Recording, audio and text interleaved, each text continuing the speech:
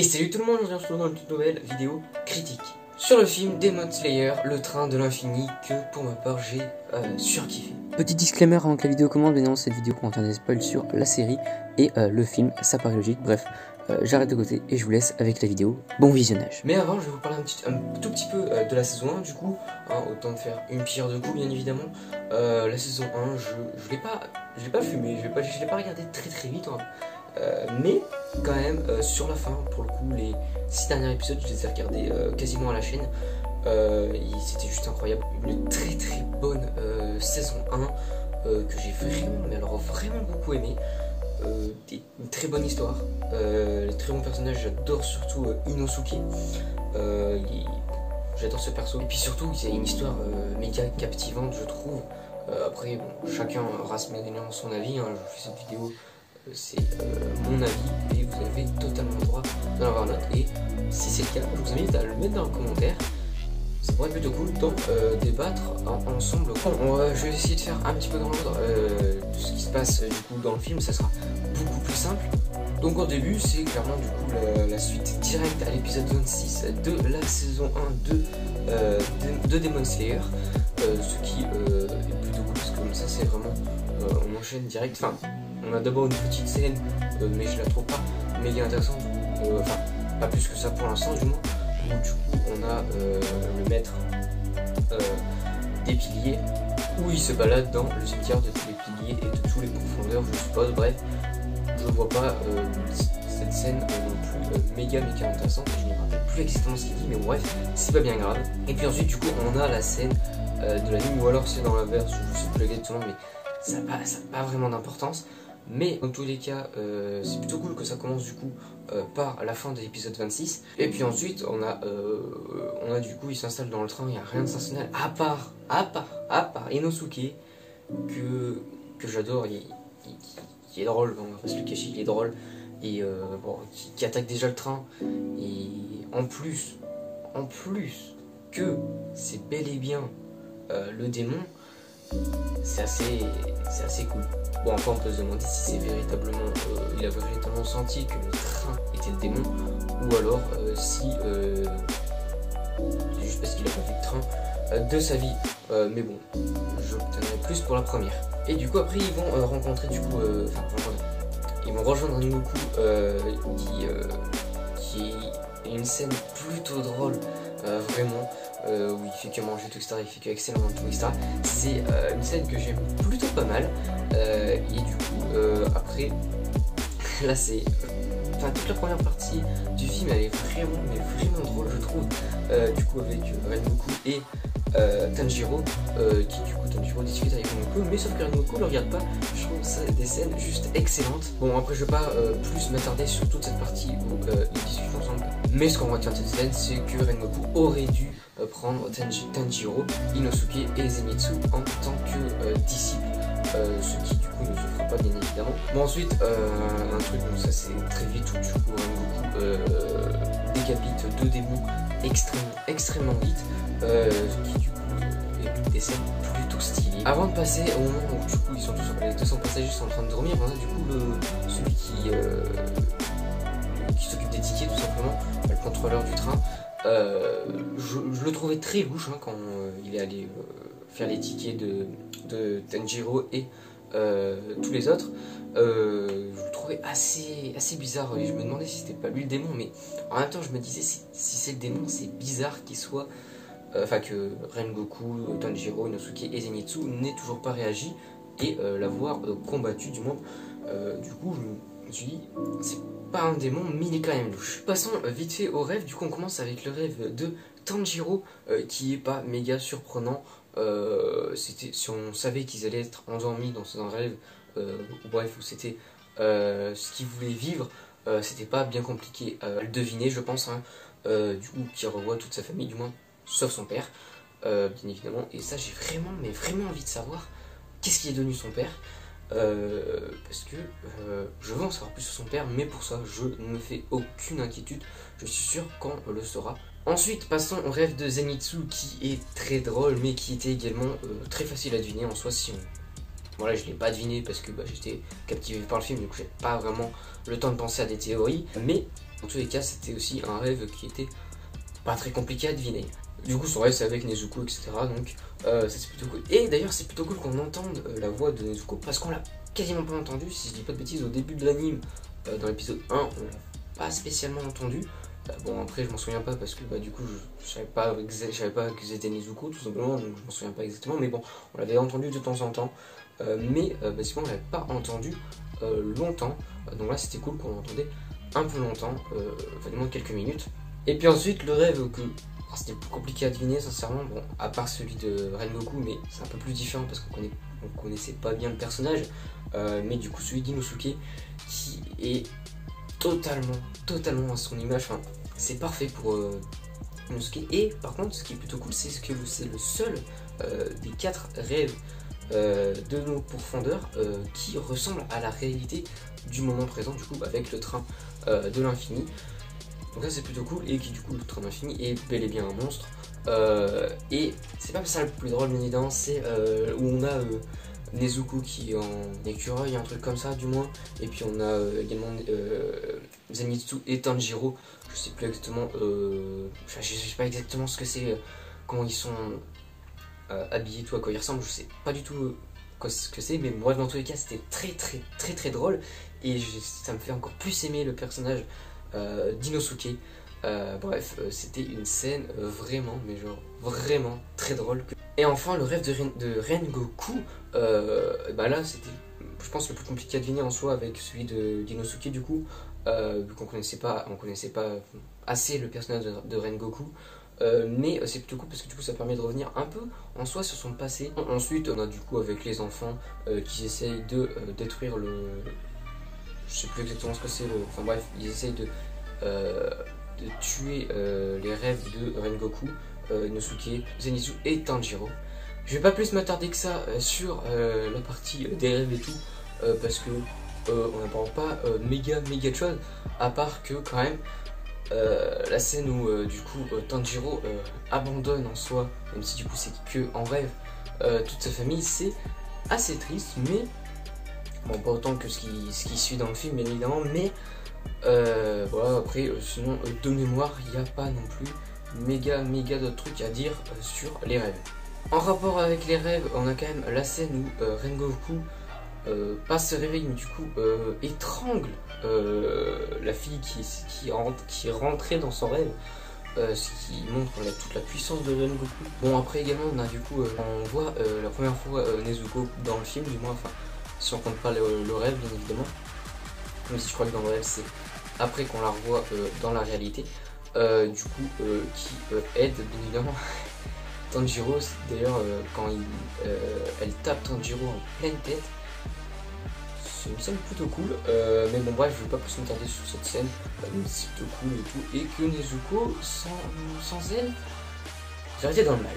Passons directement au moment où tout le monde se réveille, où ça commence vraiment à devenir très intéressant. Je passe le moment où Tanjiro combat et croit avoir tué le démon, parce que, bon, bref, c'est pas plus intéressant que ça, à part que la 7ème lune démoniaque, du coup, Enmu, très compliqué à dire comme prénom, ça est quand même une lune assez puissante, mais bien moins puissante que Akaza, la 11ème lune, pas la 11ème, la 6ème lune, si je dis pas de bêtises.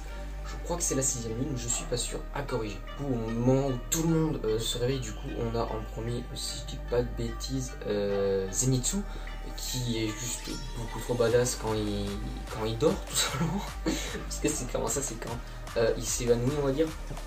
Il est beaucoup trop badass, et j'espère, et je pense, souci d'un pilier tout simplement, qui du coup va prendre conscience de ce qu'il est capable, vu qu'après il s'en souvient pas. Voilà, parce que déjà que là il est inconscient, s'il est conscient, j'imagine même pas l'ampleur qui pourrait les capacités qu'il pourrait avoir.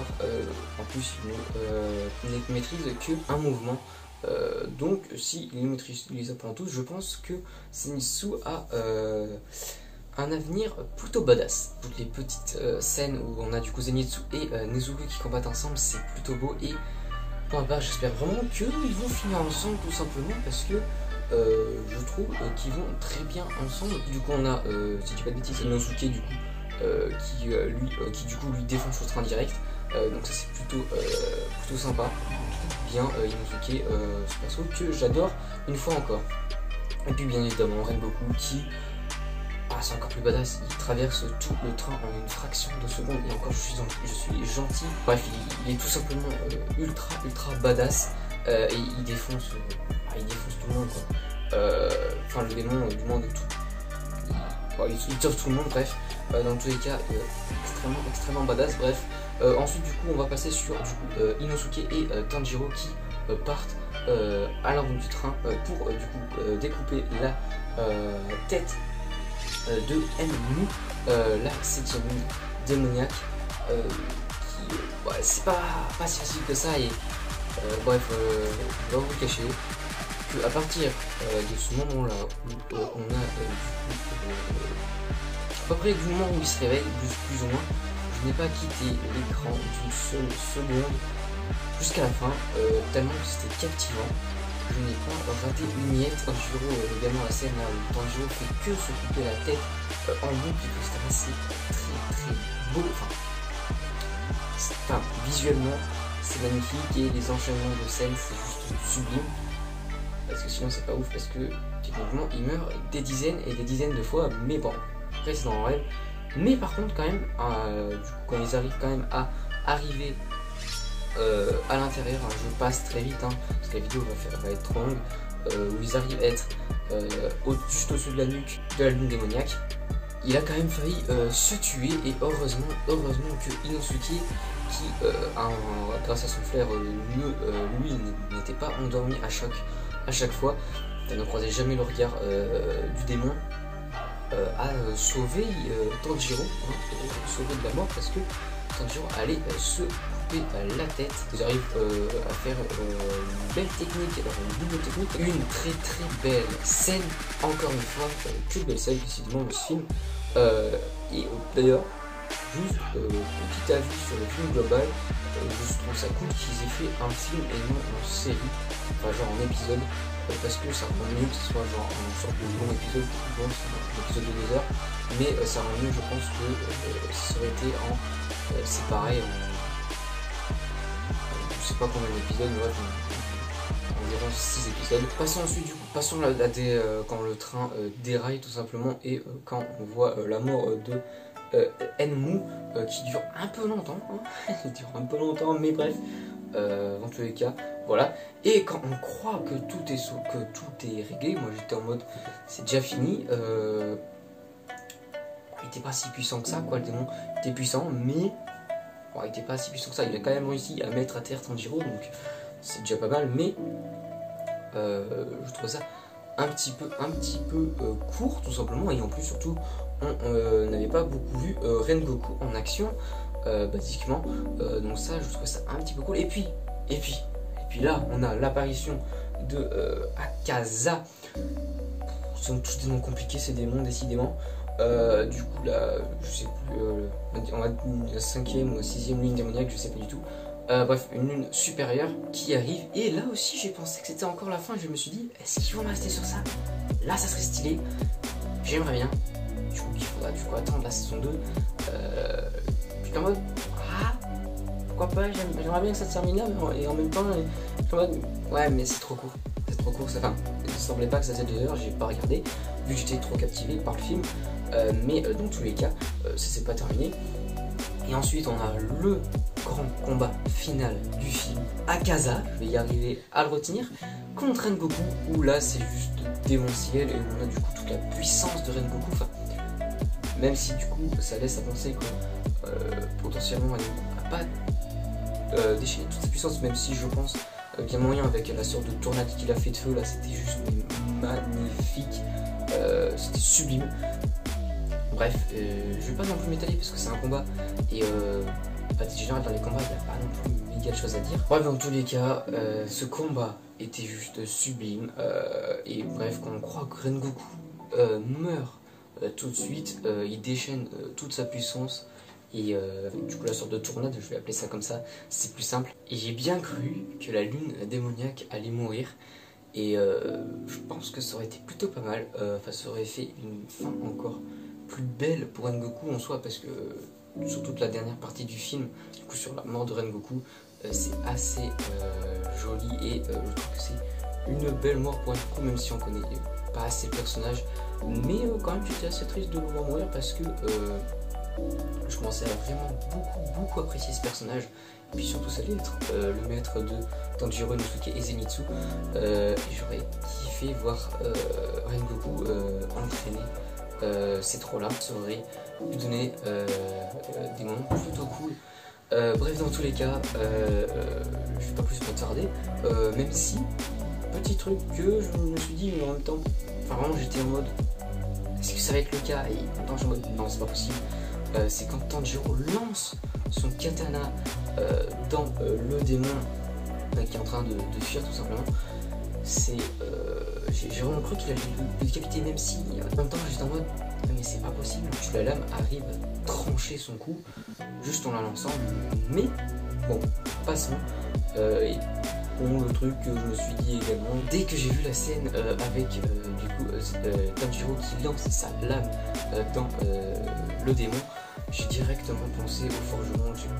Je connais pas son nom et j'ai pas retrouvé son nom sur Google, du coup bon, tant pis. J'ai directement pensé à lui, et je pense que Tanjiro va se faire défoncer par lui. Bref, il va mourir, hein, clairement, parce que déjà que pour la première fois qu'il l'a perdu, c'était... Enfin, qu'il l'a cassé du moins. Voilà. Mais alors là... Bon, je sais pas si on va pas assister à la mort de Tanjiro. J'ai hâte de voir cette scène en saison 2, et je pense qu'on va commencer par cette scène, plus ou moins, enfin du moins ce sera dans l'épisode 1, ça paraît très logique de toute manière. Bref, j'en ai fini avec cette vidéo, j'espère qu'elle vous aura plu, et pour donner vite fait un avis global, même si du coup j'ai donné plusieurs fois dans la vidéo, j'ai surkiffé le film, et puis j'ai hâte de voir la saison 2 qui devrait sortir du coup fin 2021. J'ai vraiment hâte, parce que j'adore cet animé. Bref, j'arrête de causer, et moi je vous dis à la prochaine pour une vidéo. Pensez à liker, commenter, partager, etc. Et moi je vous dis à très bientôt pour une vidéo.